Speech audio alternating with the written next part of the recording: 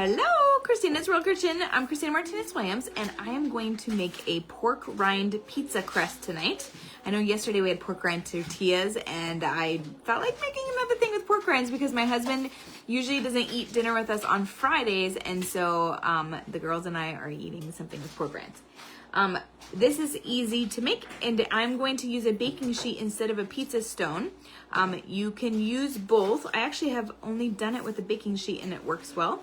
So I'm making it into like a rectangular pizza. It makes like a medium, a good size pizza or two small ones. And what we're gonna do is I have 2 ounces of cream cheese, and we're going to melt that with 1 cup of mozzarella cheese. We're gonna put it in for about 45 seconds. And then we're gonna stir, we're gonna add 2 more ingredients, and then all we've got to do is roll out the dough. So tell me where you're watching from. I would love to know. And thumbs up, hearts, share this video. Put the word, or tell me like it if you like pizza in the comments. I like this one because it's high protein and low carb. And if you don't want to add any more meat on it, or you already have your protein, it's all there. We're going to have pepperoni on it and cheese. And we're having some bell peppers on the side. But you could also put that on there. What would you put on your pizza? What else would you put? I heard today someone likes olives on their pizza. I love jalapenos on my pizza. I don't have any more jalapenos for me to put jalapenos on it. What else would you put on it? We're gonna use our pizza sauce. I think so. I think we have our pizza sauce. We're gonna use our pizza sauce, and we are going to, I'm gonna see if this is enough or if I need to stir it some more. I'm thinking maybe 1 more stir or 1 more melt. I want it to be all kind of blended together. So I'm going to put it in for another maybe like 30 seconds at the most. There's a little bit more strands. I want it to be a little bit more blended. So I'm going to check probably about that. Candace, it's kind of like a fathead dough. It does have elements of a fathead dough, but because it has pork rinds, it's not. So it's like a fathead dough plus some pork rinds. No, if that makes sense. So yes and no. Yes and no. Good question. All right, let me see if this is enough for me to mix it. I think so. I'm going to turn you all around, back around to the oven. I have the oven preheated to 375 degrees. And oh yeah, you're in Washington State. Candace, what part of Washington State are you in? I went to college, undergrad in Washington State, in Spokane. All right, so I lived there a long time ago, but for 4 years. That was the first place I ever lived outside of where I grew up, which was in Colorado. How long have you lived there, Candace? Okay, now I have that all mixed, and I'm going to add 1 egg to it. So yes, this is the part, these 3 so far are the part that is a fathead recipe. I'm going to mix this. It's not going to mix so well because it's so liquidy and it's not like open porous. Oh, you currently live in Yelm, Washington. I don't know where that is. Okay, cool. I don't know what part, what is that close to? Or what part of the state is that close to? Okay, now I am going to add the last 2 ingredients. The last 2 ingredients are dry ingredients. Hi Rosalie, make sure you thumbs up, hearts, share this video so that more people can also see that they can have like a delicious pizza crust that is high protein and low carb. This is a ½ a teaspoon of baking powder, and I'm going to mix it with my pork rinds. So I have a ½ a teaspoon of baking powder, and I'm going to mix it with a cup of pork rinds. This is when actually this is going to make the Italian style pork rinds from Porking Good. This is actually going to be good. Yesterday it was kind of a weird combination with it tasted good, but with the tortillas. But today this is perfect for the pizza. If you do not have one that already has Italian seasoning in it, then you will be using regular pork rinds from Panko, or crushing up your own or blending your own. And then adding to that garlic. oh goodness, garlic and basil and oregano, to your preference. I usually like sprinkle those 3 in to any pizza crust that I'm making so that it has that seasoning. All right, I'm just separating these out. I did not do a very good job of mixing mixing that that baking powder before I started putting the rest of the pork rinds in.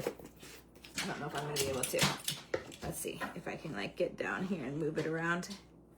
I chose the wrong, well, this is the measuring cup instead of the cup to mix it, but yeah, this isn't gonna necessarily work, but that's okay. I can mix it once it's inside the thing. I have 2 pieces of parchment here. This recipe is not on my blog yet. It's not on my blog yet.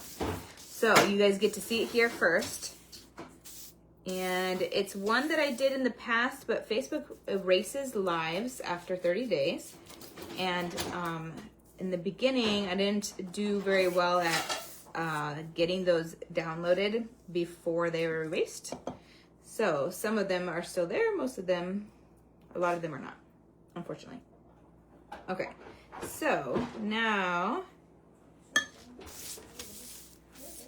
and then some, this is one of those that's like a brand new recipe that I created that is that it hasn't then been written yet. It's not in Spanish either. A lot of my recipes are still in Spanish and then slowly being moved to English, but this one is in neither language yet. Okay, so now we have a cup of, I'll repeat though, Rosalie, for you the ingredients. There's a cup of mozzarella cheese. There's 2 ounces of cream cheese. There's 1 egg. There's a cup of pork rinds and a half a teaspoon of baking powder. Now is where I want to get the pork rinds incorporated into this cheese fathead dough type, like you said, Candace, type of recipe. And it takes a little bit of like pushing because you have to just get it to combine as much as you can. So it's like pushing it in, like pushing it, folding it, pushing it, folding it, so that it can combine into the crust. Actually, it's like pulling it. So if you see, I like do push and then I like pull it to push it into the mixture. All right. Now, Mitzi's the photo bomber right now because Joe isn't here. So she's the stand-in photo bomber. And she's making her dinner too. All right. Now we're gonna do this in between 2 pieces of parchment paper. I'm gonna angle this down a little bit so you can see better. And then I'll transfer it over to my baking sheet. I have the oven at 375. And I'm gonna put it onto the top one and then I'm gonna flip the top one from the top to the bottom. My husband also, he doesn't eat pork, nor does he like the smell of pork rinds. He opened something that had, I think it was the tortilla warmer, and he was not excited about that smell. All right. Now, we're going to use a rolling pin and a second piece of parchment paper. And we want this to be pretty thin. And I'm going to make it into a rectangle.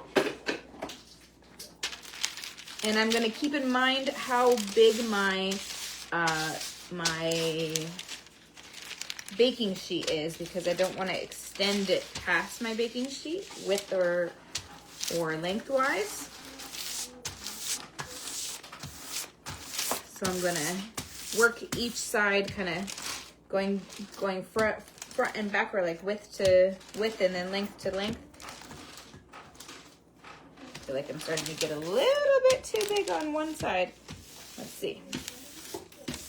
I have to push it into my sheet to see if I've extended it too much.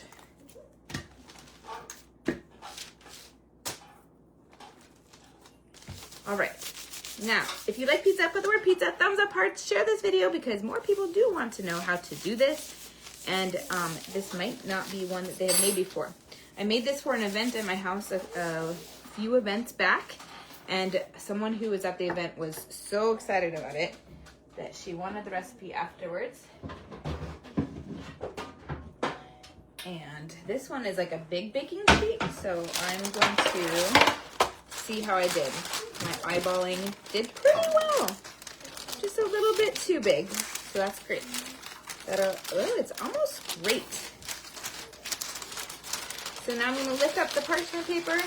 It is pretty thin. I'll show you so you can have an idea of the thickness.